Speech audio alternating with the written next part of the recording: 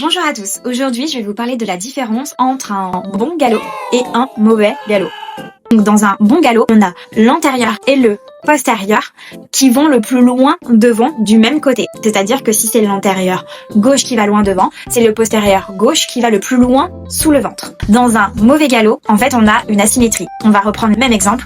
On a l'antérieur gauche qui va loin devant et on a le postérieur droit qui pousse loin sous le ventre. Et donc ça crée une asymétrie. Le problème du galop désuni, parce qu'il y en a, c'est qu'en fait, du coup, cela présente des risques. Le premier risque, ça va être une musculature non harmonieuse. Enfin, il y a cette asymétrie dans le mouvement.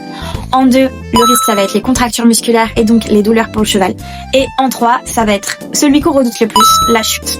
Ma jument galope tout le temps de manière désunie, donc à moi de lui apprendre à corriger son schéma corporel. Alors que je passe à la pratique dans la carrière, en essayant de ne pas tomber moi-même, en tenant un animal de 500 kg au bout d'une corde et en luttant contre les éléments parce qu'on est en décembre.